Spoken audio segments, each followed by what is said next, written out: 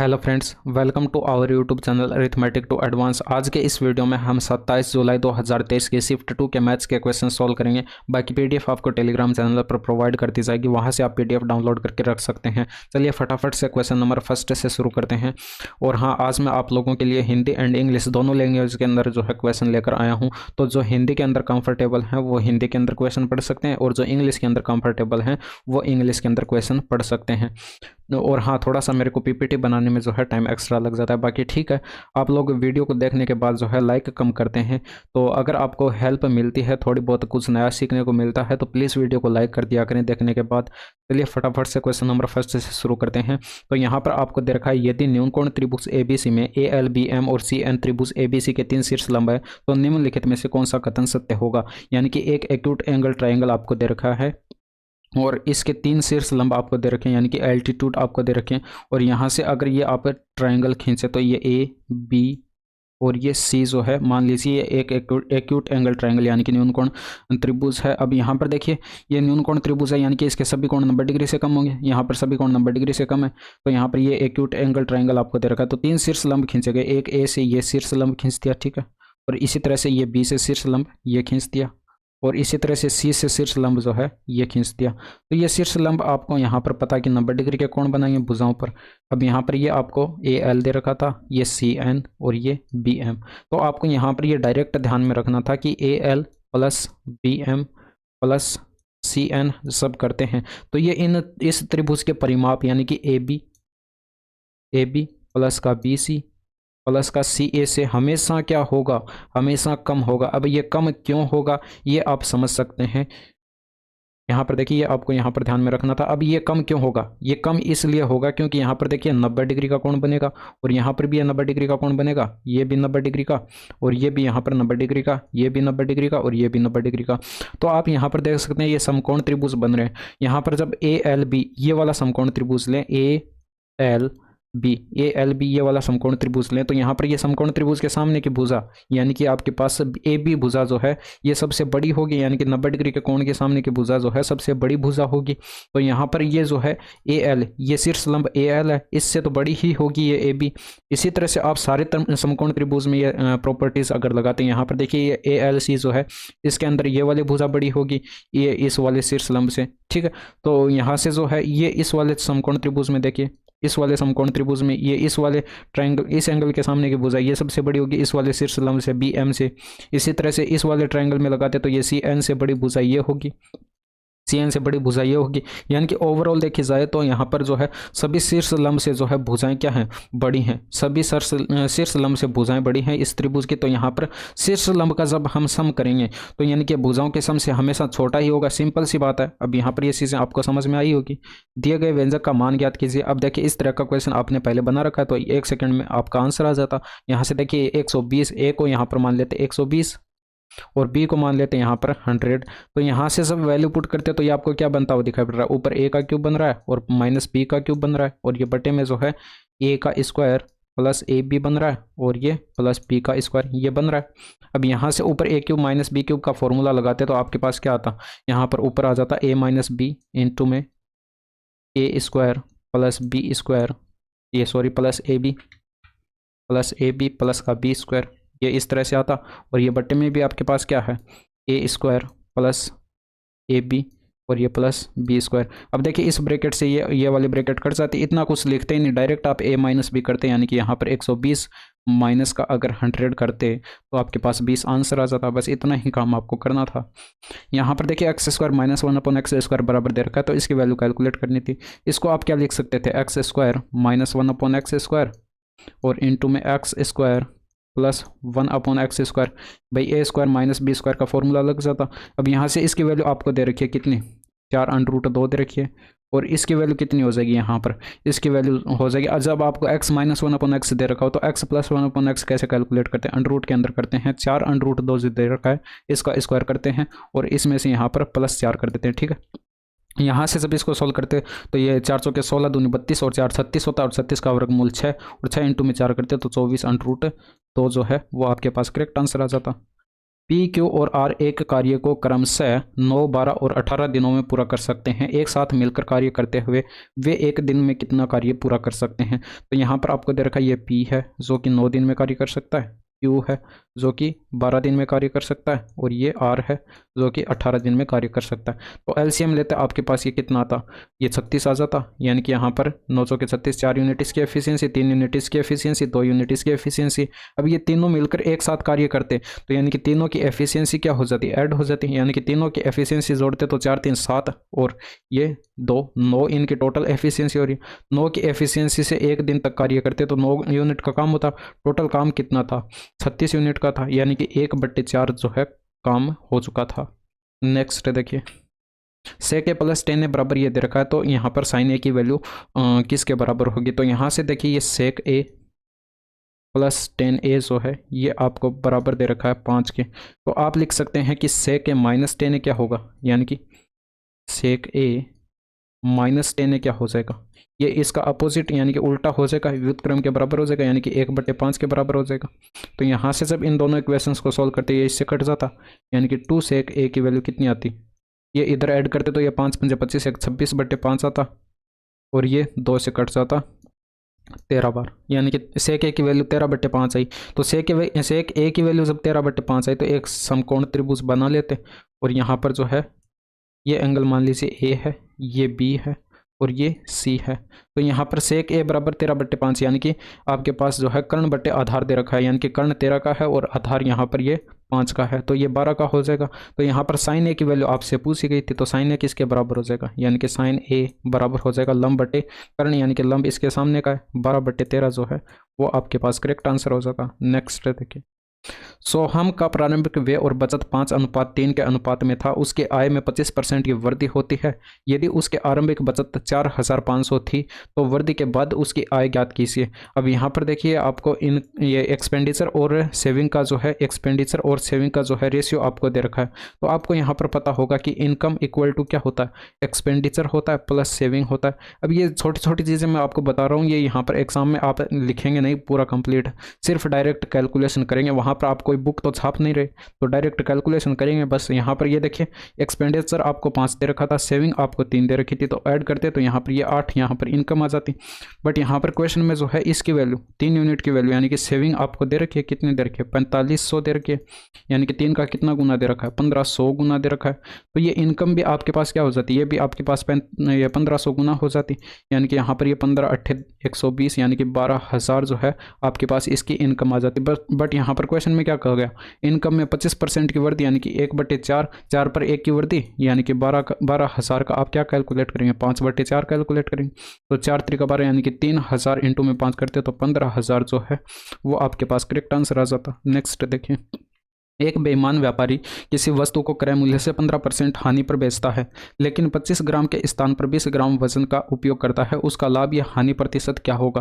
तो 15% का मतलब क्या होगा, ये 3/20 हो जाएगा। 15% का मतलब 3/20, मैं यहाँ पर लिख देता हूँ ऊपर, ये 15% का मतलब क्या हो गया 3/20, यानी कि 20 पर 3 का लॉस हो रहा है। तो 20 पर 3 का लॉस हो रहा है, यानी कि कॉस्ट प्राइस अगर उसका 20 था तो 3 की हानि यानी कि सेलिंग प्राइस 17 रहा होगा।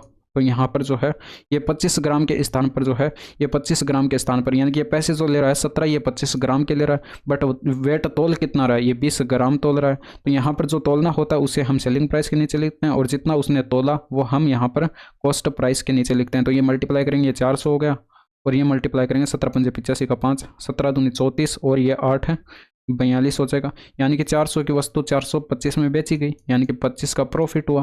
तो 25 का यहाँ पर प्रॉफिट हुआ कितने पर, 25 का प्रॉफिट हुआ 400 पर, और गुणा कर देते हैं 100 से, तो प्रॉफिट परसेंटेज आपके पास आ जाता। 4 का भाग लगाते 6 चौके 24, यानी कि 6.25% जो है वो आपके पास प्रॉफिट आ जाता। नेक्स्ट देखें, एक होल की लंबाई आपको दे रखी है 21 मीटर और चौड़ाई दे रखी है आपको ये 14 मीटर, यानी कि एल बी आपको दे रखा है। फर्श और छत के क्षेत्रफल का योग 4 दीवारों के क्षेत्रफल के योग के बराबर है। होल की ऊंचाई ज्ञात कीजिए। अब देखिए क्वेश्चन अगर आप समझ चुके हैं तो आपको ज़रा सा भी टाइम नहीं लगता। यहाँ पर देखिए ये आपका कमरा दे रखा है, कुछ इस तरह से आपको ये कमरा दे रखा है, और इसके अंदर लंबाई होगी और चौड़ाई होगी और ऊंचाई होगी। तो मैं यहाँ पर ये कमरा बना देता हूँ, ठीक है। ये आपके पास कमरा दे रखा है और इसकी लंबाई ये नीचे वाली यहाँ पर ये हो जाएगी, ये लंबाई हो जाएगी, ये इसकी चौड़ाई हो जाएगी और ये इसकी ऊंचाई हो जाएगी। तो आप यहाँ पर देख सकते हैं फर्श और जब छत का यहाँ पर क्षेत्रफल कैलकुलेट करेंगे, फर्श और छत का क्षेत्रफल कैलकुलेट करेंगे तो सिर्फ लंबाई आएगी और चौड़ाई आएगी। इसी तरह से ऊपर छत में भी लंबाई और चौड़ाई आएगी, यानी कि 2 इंटू में लंबाई इंटू में चौड़ाई करेंगे और इक्वल टू यहाँ पर जब आप इसमें देखेंगे, यहाँ पर चारों दीवारों में जब देखेंगे तो यहाँ पर देखिए सामने की जो दीवारें हैं इसमें लंबाई आएगी और ये ऊंचाई आएगी, यानी कि यहाँ पर L इंटू में B करेंगे। तो ये तो एक दीवार का क्षेत्रफल हो गया और यहाँ पर ये सामने की दीवार हो गया और यहाँ पर जब इस दीवार का कैलकुलेट करेंगे तो इसमें ऊंचाई आएगी और चौड़ाई आएगी, यानी कि B इंटू में ये L इंटू में H आता, ठीक है। तो यहाँ पर जो है ये L इंटू में H आता, ठीक है। लंबाई और ऊंचाई ये 2 आती है इसमें और यहाँ पर जो है ये आपके पास कितना आ जाता, ये चौड़ाई और ऊंचाई आ रही है, यानी कि यहाँ पर B इंटू में H होता। ये मैं आपको फॉर्मूला बना के दिखा रहा हूँ, हालांकि ये चीज़ें जो है आपके माइंड में चलनी चाहिए। ये आपके पास आ जाता, बट ये दीवारें डबल थी, यानी कि आमने सामने की दीवारें थी, तो यहाँ पर 2 से इसको मल्टीप्लाई भी करते, ये 2 से यहाँ पर ये 2 कट जाता। तो फाइनल आपके पास ये क्या आता, यहाँ पर देखिए ये L B बन गया और इक्वल टू H आप यहाँ से कॉमन लेते हैं, यानी कि L प्लस का B बन गया और इनटू में H। अब यहाँ पर L B की वैल्यू पुट कर दीजिए, H आपके पास निकल कर आ जाएगा, यानी कि L कितना 21 है, इनटू में 14 है, इक्वल टू 21 प्लस का 14 करते और इनटू में H बराबर कितना आ जाता, H बराबर आ जाता 21 इंटू में 14 और बट्टे में जो है इनको ऐड करते 35, 7 से कटता 7 पंजे 35 और ये 7 से कटता 3, 14 3 42 बट्टे 5, यानी कि 8.4 मीटर जो है वो आपके पास हाइट आ जाती। नेक्स्ट देखिए, राम और रमेश एक कार्य 12 दिनों में और रमेश और सोमेश 15 दिनों में और सोमेश और राम 10 दिनों में कर सकते हैं। यदि राम रमेश और सोमेश मिलकर कार्य करते हैं तो वे कार्य कितने दिनों में पूरा कर सकते हैं। अब देखिए यहाँ पर ये राम है, इसके बाद यहाँ पर ये रमेश दे रखा है, ठीक है। यहाँ पर जो है राम और रमेश मिलकर कार्य कर रहे हैं, ठीक है। ये RMS से मैं लिख रहा हूँ और यहाँ पर ये मिलकर कार्य करते हैं तो 12 दिन में कार्य कंप्लीट कर सकते हैं। सबके रमेश यानी कि RMS और ये सोमेश यानी कि S ये मिलकर कार्य करते हैं तो 15 दिन में कार्य कर सकते हैं। और यहाँ पर दे रखा है सोमेश और राम जो है 10 दिनों में कार्य कर सकते हैं, यानी कि सोमेश प्लस ये राम कार्य जो है 10 दिनों में पूरा कर सकते हैं। तो इनका एलसीएम लेते तो आपके पास कितना आ जाता, इनके 60 इनका एलसीएम आ जाता। अब 60 इनका एलसीएम आ जाता तो 5 यूनिट इसकी एफिशिएंसी, 4 यूनिट इसकी एफिशिएंसी, 6 यूनिट इनकी एफिशिएंसी, ये आपके पास इनकी एफिशिएंसी यानी कि क्षमताएं आ जाती। जब यहाँ से जब इनका टोटल करते तो आपके पास ये कितना बनता, ये आपके पास देखिए सभी 2 बार जुड़ जाते हैं, यानी कि 2 इंटू 2 तो यहाँ पर कॉमन आ जाता ब्रैकेट में राम प्लस का ये आपके पास जो है रमेश और प्लस में सोमेश, ये 2 बार ऐड हो रहे हैं तो यहाँ पर ये 2 मैंने कॉमन ले लिया यहाँ से। और ये जो है इनकी एफिशिएंसी यानी कि इन सभी को जोड़ते ये आपके पास 5 4 9 और 6 कितना हो गया, 9 और 6 हो गया ये 15 और 15 में 2 का भाग लगाते तो ये आपके पास 7.5 आ जाता, यानी कि इनके एफिशिएंसी तीनों के मिलाकर कितनी आई 7.5 आई। तो ये 60 यूनिट का टोटल काम था, 7.5 की एफिशिएंसी से ये करते, पॉइंट हटा दीजिए ऊपर एक 0 चला जाएगा, 25 से कटेगा 25 3 75, 25 4 100 यानी कि 6 चौके 24 और 24 में 3 का भाग लगाते 8 दिन जो है वो आपके पास करेक्ट आंसर आ जाता। नेक्स्ट देखिए, A B और C एक काम को क्रम से 20 30 और 60 दिनों में पूरा कर सकते हैं। यदि B और C दोनों हर तीसरे दिन A की सहायता करते हैं तो A इस काम को कितने दिनों में पूरा कर लेगा। तो टाइम एंड वर्क से खूब क्वेश्चन पूछे जा रहे हैं। अब यहाँ पर देखिए 2 लगातार क्वेश्चन आ चुके हैं। A B और C, यहाँ पर देखिए A दे रखा है ये यहाँ पर 20 दिन में कार्य करता है, B दे रखा है 30 दिन में और C दे रखा है 60 दिन में। तो इनका एलसीएम लेता आपके पास कितना आ जाता, एलसीएम 60 आ जाता। तो यहाँ पर इसकी एफिशिएंसी 3 यूनिट, इसकी 2 यूनिट और इसकी 1 यूनिट। तो यहाँ पर ये तीनों मिलकर यहाँ पर देखिए B और C दोनों हर तीसरे दिन A की सहायता करते हैं। अब यहाँ पर ये क्वेश्चन इंपॉर्टेंट बन जाता है। यहाँ पर देखिए ये A था और यहाँ पर A ने पहले दिन काम किया अकेले, दूसरे दिन भी अकेले काम किया, तीसरे दिन इसकी सहायता करने आए कौन, B और C। तो B और C तीसरे दिन इसकी सहायता की। अब यहाँ पर इसी तरह से ये पैटर्न आगे भी चलता जाता है, यानी कि 2 दिन फिर A अकेले काम करता है और तीसरे दिन इसकी सहायता करने ये आ जाते। तो हम ओवरऑल देख लेते हैं कि 3 दिन के अंदर कितने यूनिट का काम हुआ, यानी कि यहाँ पर A जो है 3 यूनिट का काम करता है एक दिन में, ये भी यहाँ पर 3, ये भी यहाँ पर 3 और ये 2 और ये 1। तो हम यहाँ पर जब देखेंगे तो 3 दिन के अंदर कितने यूनिट का काम हो रहा है, 12 यूनिट का काम हो रहा है। तो यहाँ पर 12 यूनिट का 3 दिन में काम हो रहा है, हमें कराना कितना है, 60 कराना है। तो यहाँ पर इसको कितने से मल्टीप्लाई करें, यानी कि 5 से मल्टीप्लाई करेंगे तो 60 हो जाएगा। तो इसको भी हमें 5 से मल्टीप्लाई करना होगा, यानी कि 15 दिन के अंदर जो है वो आपके पास आंसर आ जाएगा, यानी कि 15 जो है वो आपके पास आंसर आ जाएगा। 15 दिन में 60 यूनिट का काम हो जाएगा। सेम टू सेम क्वेश्चन जो है सीपीओ के अंदर भी पूछा गया था फर्स्ट शिफ्ट में ही। पुलिस से 1150 मीटर दूर कोई चोर एक दुकान से कीमती धातु लूटता है और 6 किलोमीटर पर आवर की चाल से भागना शुरू करता है और पुलिस उसी समय 11 किलोमीटर पर आवर की चाल से पीछा करना शुरू कर देती है। चोर पकड़े जाने से पहले कितनी दूरी दौड़ा होगा? अब देखते हैं यहाँ पर, देखिए बीच की डिस्टेंस कितनी दे रखी है, ये आपको दे रखी है 1150। अब ये एक ही दिशा में एक ही टाइम पर भागना शुरू करते हैं तो रिलेटिव स्पीड यहाँ पर इन दोनों की डिफरेंस के बराबर हो जाएगी, यानी कि 5 किलोमीटर यहाँ पर जो है 5 किलोमीटर पर आवर की यहाँ पर रिलेटिव स्पीड है। अब यहाँ पर इसको मीटर प्रति सेकंड में कन्वर्ट करते हैं, यानी कि 5/18 से गुणा करते हैं। 5 पंजे 25 होगा और 25 से कट जाएगा, 25 चौके 100 और 25 से 150, 46 आ गया। 46 इंटू में 18 करते तो ये आपके पास टाइम आ जाता है 18 6 108 का 8 हासिल 10, 18 4 72 और 10 82, यानी कि 828 सेकंड के टाइम में जो है चोर पकड़ा जाता है। ये आपके पास टाइम आ चुका है। तो इतने टाइम में यहाँ पर चोर कितनी दूरी तय कर चुका होगा वो आपको कैलकुलेट करनी थी। तो चोर द्वारा तय की गई डिस्टेंस कैलकुलेट करते, चोर की स्पीड कितनी थी? 6 थी, यानी कि 6 किलोमीटर पर आवर थी। मीटर प्रति सेकंड में 5/18 से गुणा करते हैं। टाइम यहाँ पर इनटू में टाइम करते हैं, यहाँ पर ये 828 सेकंड का टाइम में ये इतना भाग जाता है, यानी कि 18 से कटता ये 46 आता। अब यहाँ पर ये 5 के 30, यानी कि 3 से इसको गुणा करते हैं तो 146 का 3 गुना 138 और आगे के 0 लगा देते हैं, यानी कि 1380 मीटर जो है चोर भाग चुका होगा। एक लैपटॉप को 20% की छूट देने के बाद 54,000 में बेचा जाता है। लैपटॉप का सूची अंकित मूल्य ज्ञात कीजिए।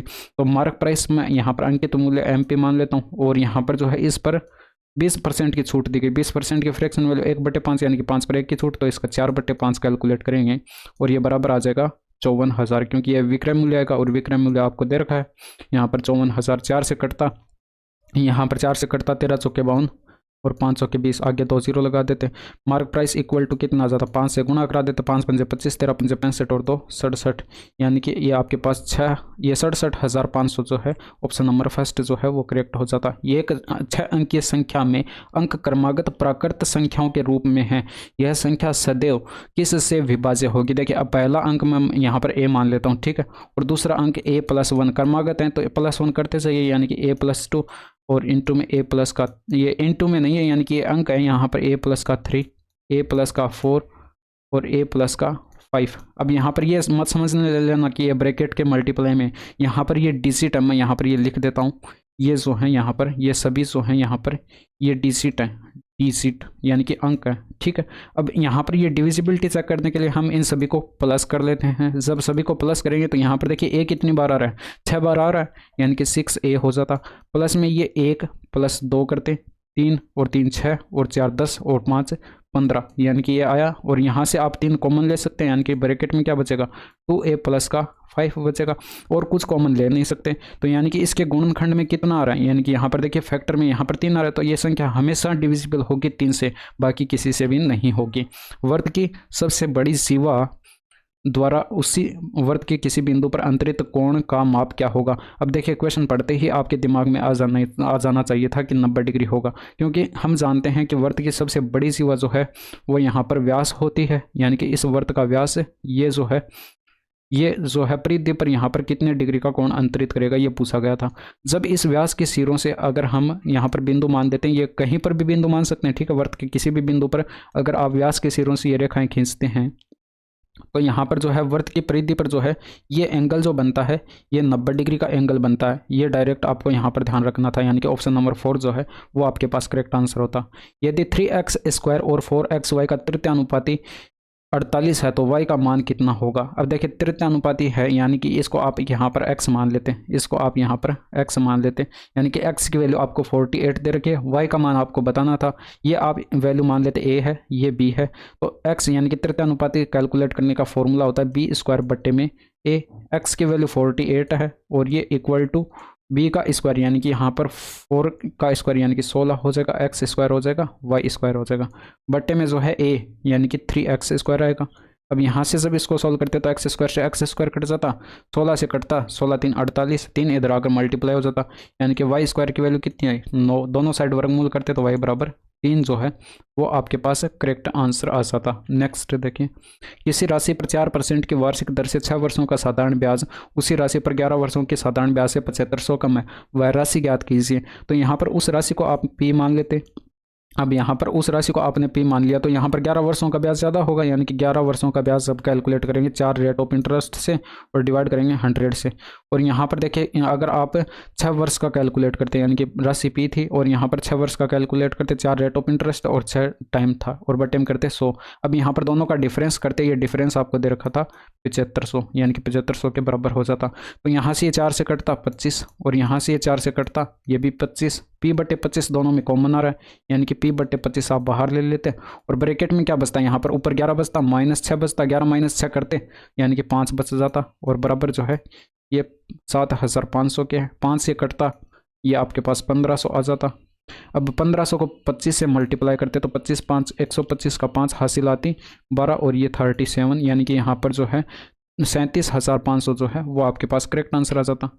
दिए गए पाई चार्ट का ध्यानपूर्वक अध्ययन कीजिए और निम्नलिखित प्रश्न का उत्तर दीजिए। स्कूल द्वारा अंतरित स्रोतों से कितनी राशि प्राप्त की जाती है। अब देखिए मैं हिंदी में ही क्वेश्चन पढ़ूंगा क्योंकि जो है दोनों लैंग्वेज के अंदर मैं क्वेश्चन पढ़ूंगा तो आप कंफ्यूज हो जाएंगे। और बेसिकली ये देखा जाए तो चैनल हिंदी मीडियम वालों के लिए ही स्टार्ट किया गया है। अब यहाँ पर देखिए इंटरनल सोर्सेस आपको यहाँ पर देखना था, स्कूल द्वारा आंतरिक स्रोतों से कितनी राशि प्राप्त होगी। तो यहाँ पर देखिए तो uses of funds by school, यानी कि यहाँ पर यूजेस दिखा रखा है और यहाँ पर सोर्स यहाँ पर इसमें देखना था और इंटरनल सोर्सेस ही आपको देखना था। अगर वीडियो की क्वालिटी बढ़ाने पर भी आपको नहीं दिख रहा तो मैं आपको बता देता हूँ ये इंटरनल सोर्सेस का है और ये 15% आपको यहाँ पर दे रखा है। और यहाँ पर 15% की वैल्यू कितनी हो जाएगी, यानी कि 1% की वैल्यू कितनी हो जाएगी। यहाँ पर देखिए 10 लाख दे रखा था, यानी कि 100% की वैल्यू 10 लाख दे रखी थी, तो यहाँ पर ये 10 लाख लिखेंगे। हालांकि ये आपको ऐसे ही दिखाई पड़ रहा है, आंसर तो कितना आएगा, यानी कि बट्टे में जो है ये 100% की वैल्यू दे रखी थी 3 और ये 3 से, ठीक है, ये 10 लाख हो गया। और ये बट्टे में 100 से इसको डिवाइड करते तो 2 0 से, तो ये 2 0 खत्म और यहाँ पर जो है ये 4 0 15 के आगे लगा देते, यानी कि ये 1,50,000 जो है वो आपके पास करेक्ट आंसर आ जाता। अब यहाँ पर देखिए आपको यहाँ पर भी दिखाई पड़ रहा था कि 15 आया, तो यानी कि आंसर जो है यहाँ पर 15 आपको एक ही ऑप्शन में दिखाई पड़ रहा है, तो ये आपके पास आंसर हो जाता। नेक्स्ट देखिए, अब यहाँ पर ABC एक त्रिभुज है और D भुजा BC पर एक बिंदु है। यदि BC बराबर 16 सेंटीमीटर है और BD बराबर 11 सेंटीमीटर है और एंगल ADC बराबर ये एंगल BAC दे रखा है, तो AC की लंबाई निम्न में से किसके बराबर होगी। तो यहाँ पर एक ट्रायंगल बना लेते हैं, यानी कि ये आपके पास जो है एक ट्रायंगल दे रखा है, ठीक है। और इसके अंदर ये मान लीजिए ABC ट्रायंगल है ABC और BC भुजा पर एक बिंदु आपको ये D दे रखा है, मान लीजिए यहाँ पर ये D है। और जब यहाँ पर इसको मिलाते A से तो यहाँ पर एक ट्रायंगल ADC और बन जाता है इसके अंदर, यानी कि ये ADC ट्रायंगल एक और बन चुका है। अब यहाँ पर ये देखते हैं आपके पास ये एंगल जो ADC बन रहा है, यहाँ पर देखिए ADC एंगल जो है बराबर दे रखा था BAC के, यानी कि इस वाले एंगल के यहाँ पर ये बराबर दे रखा है। ये एंगल आपस में क्या दे रखे हैं, बराबर दे रखे हैं। अब एक चीज़ और देखिए, यहाँ पर ये BC बराबर आपको ये 16 दे रखा था, ये 16 सेंटीमीटर ये यहाँ से लेकर यहाँ तक दे रखा था। और ये BD बराबर 11 सेंटीमीटर ये दे रखा था, तो ये बच गई कितनी, यानी कि 5 ये बच गई, यानी कि 5 ये हो जाएगी। इसके अलावा भी आपको यहाँ पर एक एंगल और बराबर दिख रहा होगा, यानी कि इस ट्रायंगल ADC ट्रायंगल में देखेंगे तो ये C एंगल आ रहा है और इस पूरे ट्रायंगल यानी कि ABC में भी ये C आ रहा है, यानी कि ये उभयनिष्ठ है। तो यानी कि 2 एंगल बराबर हो गए, यानी कि एक एंगल तो आपके पास ये एंगल ADC बराबर दे रखा था किसके, एंगल BAC के बराबर, और एक एंगल C जो है दोनों में क्या है, उभयनिष्ठ है।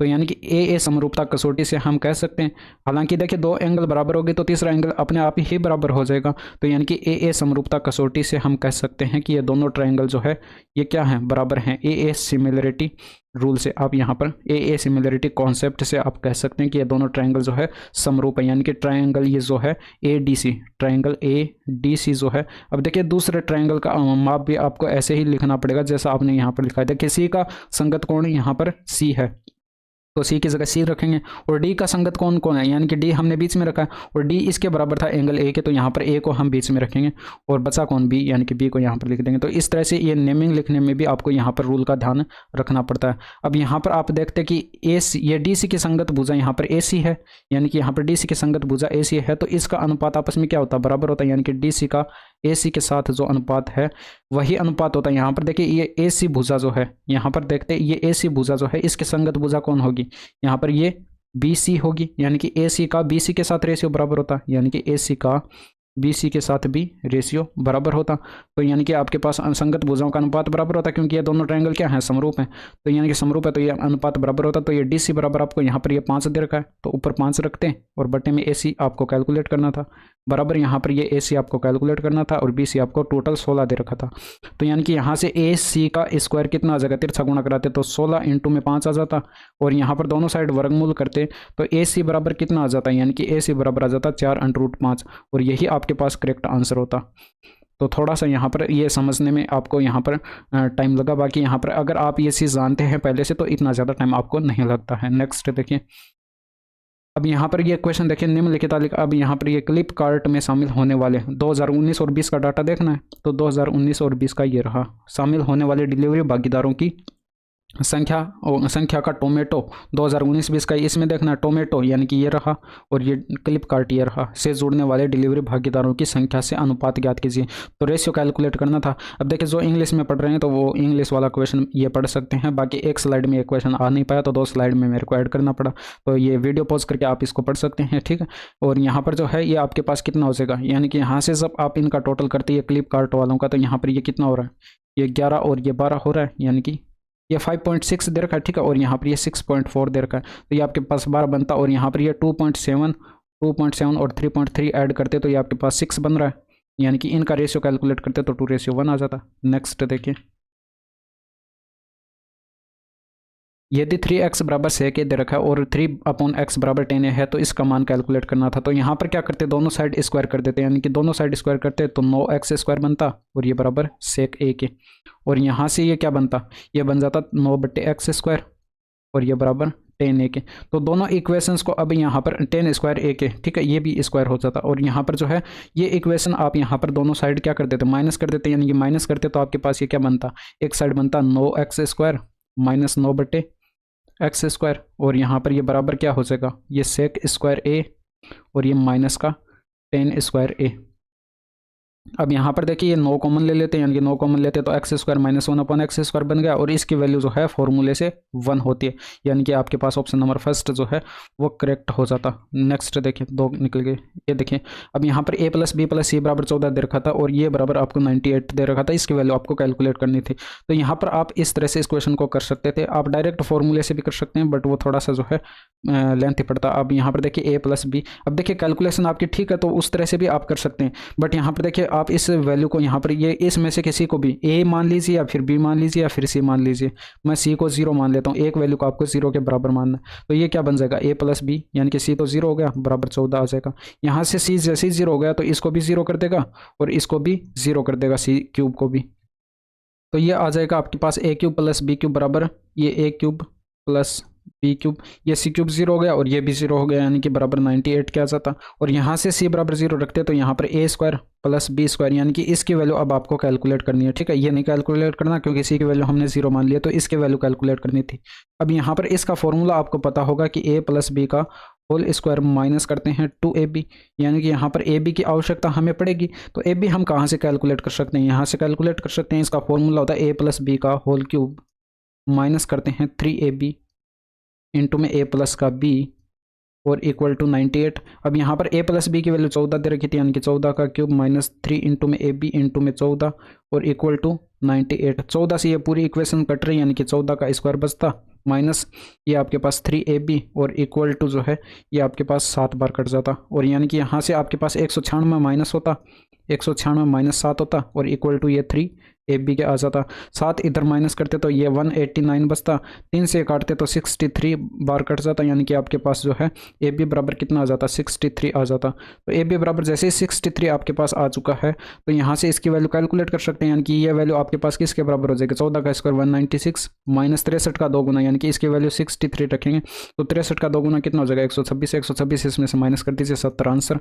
नेक्स्ट देखिए, अब यहाँ पर देखिए इनको फ्रैक्शन में कन्वर्ट कर लीजिए, 4 और 3 7/4 हो गया, प्लस ये 7 5 12/7 हो गया, और ये डिवाइड को यहाँ पर गुणा में चेंज कर लीजिए, ये 7 दूनी का 14 और 3 17/7। 17/7 आया, ठीक है। तो यहाँ पर जैसे ही यहाँ पर ये आप यहाँ पर गुणा में चेंज किया तो यहाँ पर ये पलट जाएगा, यानी कि 7/17 हो जाएगा। और ये गुणा में जो है ये 7 दूनी का 14, 3 17/7, ठीक है। तो यहाँ से ये 7 से 7 कट जाता, 17 से 17 कट जाता, एलसीएम लेते हैं यहाँ पर ये 28 आ जाता, 7 7 49 हो गया, 12 4 48 हो गया, ऐड करते तो यहाँ पर ये 97 बन रहा है और बट्टे में जो है 28, और 28 3 84 और यहाँ पर 13 का शेष पल बट्टे 28 आंसर आ गया। नेक्स्ट देखें, 22 सेंटीमीटर और 18 सेंटीमीटर त्रिज्या वाले दो वृत्तों के केंद्रों के बीच की दूरी 32 सेंटीमीटर, दो वृत्तों के उभयनिष्ठ अनुस्पर्श रेखा की लंबाई ज्ञात कीजिए। तो यहाँ पर ये R1 दे रखा है और ये R2 दे रखा है, दोनों वृत्तों की त्रिज्या दे रखी है, डिस्टेंस आपको ये दे रखी है केंद्रों के बीच की। तो यहाँ पर जब R1 + R2 जब आप कैलकुलेट करते हैं तो आपके पास ये 40 हो रहा है, यानी कि यहाँ पर ये 40 हो रहा है, और डिस्टेंस आपको 32 दे रखी है, यानी कि जब यहाँ पर इससे कम होती है डिस्टेंस, यानी कि त्रिज्याओं के योग से कम होती है, तो आप यहाँ पर जो है देख सकते हैं कि दोनों वृत्त जो है एक दूसरे को काट जाएंगे, यानी कि दोनों वृत्त एक दूसरे को कट कर जाएंगे। ये मान लीजिए ये आपके पास 22 सेंटीमीटर का वृत्त था और ये मान लीजिए ये आपके पास जो है 18 सेंटीमीटर का सर्किल था, ये दोनों एक दूसरे को इस तरह से ये काट जाएंगे, ठीक है। और यहाँ पर इन दोनों के सेंटरों के बीच की डिस्टेंस आपको ये दे रखी थी d = 32, और यहाँ पर उभयनिष्ठ अनुस्पर्श रेखा की लंबाई आपको कैलकुलेट करनी थी। तो उभयनिष्ठ अनुस्पर्श रेखा कुछ इस तरह से स्पर्श करते हुए इनको जाएगी, ठीक है,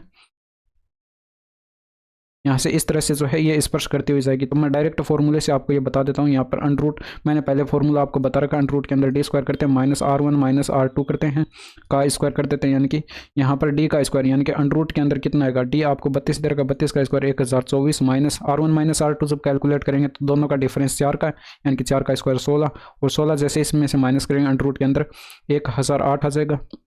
1008 यहाँ पर देखिए किसका मल्टीपल है, अब देखिए यहाँ पर 2 यहाँ पर 12 रहा है और यहाँ पर 3 भी 12 रहा है, यानी कि या तो 3 यहाँ पर अंदर यानी कि 9 रहा होगा तो 9 का वर्गमूल 3 आया होगा बाहर, यानी कि या तो इसमें 9 का भाग जाएगा और या फिर यहाँ पर 2 का या 4 का भाग जाएगा। तो जैसे ही हम यहाँ पर 9 का भाग देंगे, यानी कि 9 का भाग देंगे, 3 बाहर लेंगे, यानी कि अंडर रूट के अंदर 9 का भाग देंगे तो 9 एकम 9, और फिर यहाँ पर 1 बचा, 9 एकम 9 और 9 दूनी का 18। अंडर रूट के अंदर 112 आपको कहीं पर 3 अंडर रूट 112 कहीं पर नहीं दिखाई पड़ रहा है, यानी कि ऐसे हम नहीं करेंगे। 4 का भाग दे दीजिए, यानी कि 4 भाग देंगे तो बाहर 2 आ जाएगा, और 4 का भाग देंगे 4 दूनी का 8, फिर 4 दूनी 8, 500 के 20 और 4 दूनी का 8, यानी कि ये आपका ऑप्शन नंबर फर्स्ट में दिया गया। तो यही आपके पास करेक्ट आंसर होता। बेनी एक कार्य को 24 दिनों में कर सकता है, चेतन और डेविड उसी कार्य को अकेले अकेले क्रम से 36 और 48 दिनों में कर सकते हैं। सभी मिलकर कार्य आरंभ करते हैं। यद्यपि बेनी कार्य पूरा होने से 4 दिन पहले और चेतन कार्य पूरा होने से 10 दिन पहले कार्य छोड़ देता है। डेविड ने अंत तक कार्य किया और कार्य को पूरा किया। उन दिनों की संख्या ज्ञात कीजिए जितने दिनों में कार्य पूरा हुआ। अब यहाँ पर देखिए बेनी आपको दे रखा है ये 24 दिन में कार्य करता, जबकि चेतन जो है यहाँ पर ये 36 दे रखा है और ये डेविड आपको दे रखा है ये 48 दिन में कार्य करता है। तीनों का एलसीएम ले लीजिए। यहाँ पर देखिए एलसीएम 144 आएगा, यानी कि 24 से 144 और 36 चौके 144 हो जाएगा, और यहाँ पर 48 का यहाँ पर देखिए कितना गुना होगा, 24 दूनी 48, यानी कि 6 में 2 का भाग और देंगे तो ये 3 इसकी एफिशिएंसी हो जाएगी। अब यहाँ पर जो है इनकी एफिशिएंसी आपके पास आ चुके हैं। तो अब यहाँ पर टाइम देखिए किस तरह से कैलकुलेट करेंगे इस क्वेश्चन में। यहाँ पर टाइम इक्वल टू मैं डायरेक्ट बता देता हूँ आपको, फिर मैं आपको यहाँ पर बता दूंगा कि कैसे है। ये आपके पास जो है 144 जो है यहाँ पर ये टोटल काम था। अब देखिए बेनी जो है ये 4 दिन का काम छोड़ के पहले चला गया, यानी कि यहाँ पर जो है इससे 4 दिन का काम एक्स्ट्रा करा लेंगे, यानी कि 4 इंटू में ये इसकी एफिशिएंसी कितनी थी बेनी की, यानी कि 6 थी, यानी कि 4 इंटू में 6 करेंगे, प्लस यहाँ पर चेतन की एफिशिएंसी यहाँ पर, ठीक है, और चेतन की एफिशिएंसी कितनी थी 4 थी, और 10 दिन का काम छोड़ के गया, यानी कि इसको यहाँ पर 10 दिन का काम एक्स्ट्रा करा लेंगे चेतन से, और ये तीनों से मिलकर जो है ये इतना काम जो है पूरा करा लेंगे। तीनों की एफिशिएंसी 6 + 4 + 3, यानी कि ऊपर कितना आ जाएगा 6 चौके 24 और 40, ये 64 इसमें ऐड करेंगे तो ये 208 बन गया। बट्टे में जो है ये 10 और 13 बन गया, 13 का भाग लगाएं, 13 एकम 13, 13 78, यानी कि 16 जो है वो आपके पास करेक्ट आंसर आ जाता। बट आप इसको बेसिक से करते तो कैसे करते, देखिए यहाँ पर बेसिक से आप मैं बता देता हूँ आपको। यहाँ पर देखिए तीनों मिलकर बी प्लस बेनी प्लस ये चेतन प्लस डेविड, इन तीनों से मिलाकर जो है मान लीजिए टी टाइम में जो है टोटल काम कर देते हैं। बट यहाँ पर ये जो है यहाँ पर 4 दिन पहले काम बेनी छोड़ के चला गया, यानी कि बेनी का जो है 4 दिन का काम इसमें से माइनस कर देंगे। फिर यहाँ पर चेतन जो है अपना काम 10 दिन का छोड़ के गया, यानी कि चेतन का 10 दिन का काम इसमें से माइनस कर देंगे, और ये बराबर होता है 144 के। इसको सोल्व करते यहाँ से टी सोल्व करते तो आपके पास ये भी आपके पास जो है 16 आता, यानी कि टी अगर यहाँ से सोल्व करते तो आपके पास यही बनता। मैंने आपको ये डायरेक्ट बताया था। नेक्स्ट देखिए, एक व्यक्ति एक निश्चित चाल से एक निश्चित दूरी तय करता है। यदि कोई दूसरा व्यक्ति 3 गुना समय में 25% दूरी तय करता है तो पहले व्यक्ति की चाल और दूसरे व्यक्ति की चाल का अनुपात आपको बताना था। तो यहाँ पर देखिए ये डिस्टेंस आप सेम मान लेते क्योंकि डिस्टेंस तो सेम है, इनकी डी डिस्टेंस जो है पहले व्यक्ति ने, मैं यहाँ पर ये लिख देता हूँ कि ये पहले व्यक्ति का जो है, एक सेकेंड, ये जो है आपका पहले व्यक्ति का है, ठीक है, पहले व्यक्ति की स्पीड है, ये डी डिस्टेंस मान लीजिए और ये टी टाइम में जो है इसने कवर की। दूसरे व्यक्ति का अगर हम यहाँ पर देखें तो ये 25% का मतलब क्या होता है, 25% का मतलब 1/4 होता है, 25% का मतलब 1/4, यानी कि डिस्टेंस का ये 1/4 भाग जो है इसने कितने टाइम में कवर किया, 3 गुना दे रखा था, यानी कि इसने टी टाइम में कवर किया था, इसका 3 गुना यानी कि 3t टाइम में जो है ये कवर किया। तो इनका रेशियो बताना था स्पीड का, तो यहाँ से स्पीड का रेशियो कैलकुलेट करते हैं, डी से डी कट गया, टी से टी कट गया, यानी कि यहाँ पर 1 बचा, अनुपात 1/12 आ जाएगा।